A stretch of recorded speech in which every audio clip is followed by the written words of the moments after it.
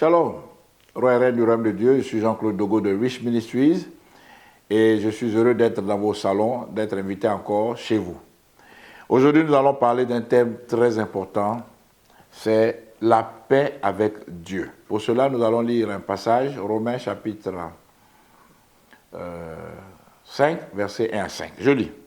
Étant donc justifiés par la foi, nous avons la paix avec Dieu par notre Seigneur Jésus-Christ, à qui nous devons d'avoir eu par la foi accès à cette grâce, dans laquelle nous demeurons fermes et nous nous glorifions dans l'espérance de la gloire de Dieu.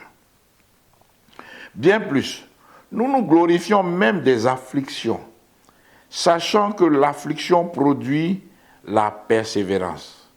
La persévérance, la victoire dans l'épreuve, et cette victoire, l'espérance. Or, l'espérance ne trompe point, parce que l'amour de Dieu est répandu dans nos cœurs par le Saint-Esprit qui nous a été donné. Amen.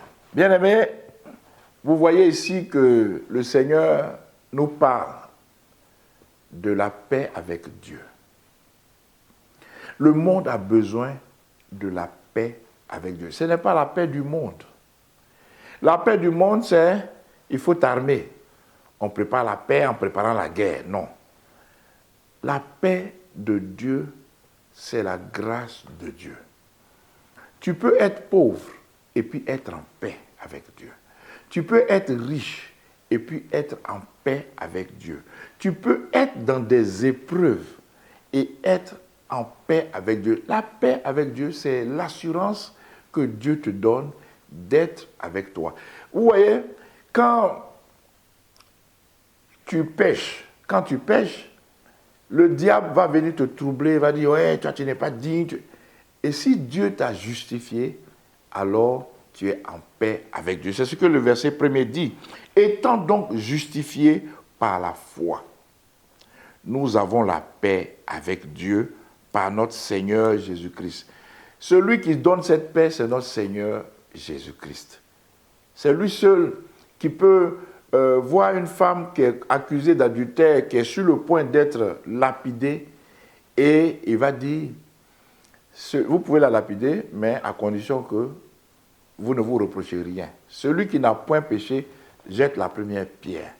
Et tout le monde va partir et il va dire à la dame, femme, où sont ceux qui t'accusaient? Elle dit, ils sont tous partis. Il dit, bon, va et ne pêche plus. Il a donné la paix à cette femme. La femme maintenant peut marcher en paix parce qu'elle sait que à partir de là, personne ne va plus l'accuser, personne ne va plus lui jeter des pierres, la lapider à mort. Alors, le Seigneur nous parle donc aussi de la foi que nous avons eue. Par la foi, nous avons eu accès à la grâce de Dieu, et dans laquelle nous demeurons fermes. Et cette grâce-là fait que nous avons de l'espérance. Après cette espérance-là, dont nous glorifions de la gloire de Dieu, et c'est cette gloire-là qui nous aide à tenir dans l'affliction, dans l'épreuve. Et cette épreuve-là va nous conduire encore dans cette espérance. Vous voyez, donc, grâce, espérance, affliction, épreuve, gloire de Dieu, espérance. Cette paix-là ne veut pas dire que nous n'allons pas avoir des épreuves, ne veut pas dire que nous n'allons pas être victimes d'affliction. Mais dans l'affliction, dans l'épreuve, dans la joie, nous avons la paix de Dieu. Bien-aimés, nous allons conclure avec un dernier verset dans le même chapitre de Romains 5, le verset 6. Car lorsque nous étions encore sans force, Christ, au temps marqué, est mort pour des impies. Bien-aimé, si tu es là, que tu es sans force, parce que tu ne connais pas le Seigneur, sache que Christ est mort pour toi, qui est en ce moment qualifié d'impie. Tu ne crois pas en Dieu, la piété n'est pas ton style de vie. Tu peux baisser la tête et prier le Seigneur avec moi pour que tu reçoives la paix de Dieu. Prions ensemble. Éternel Dieu, je n'ai pas la paix. Et j'ai appris que c'est toi, le Seigneur Jésus, qui peut donner la paix par la foi en toi. Et avec cette paix-là, tu vas nous donner d'espérer dans la gloire de Dieu. Et cette espérance-là va nous aider dans l'affliction, dans l'épreuve, à avoir toujours, à espérer toujours en toi et à toujours conserver cette paix que toi seul peux donner. Cette paix qui n'est pas comme la paix que les hommes donnent.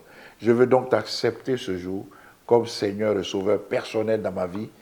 Et je veux marcher en nouveauté de vie désormais avec toi. Au nom de Jésus.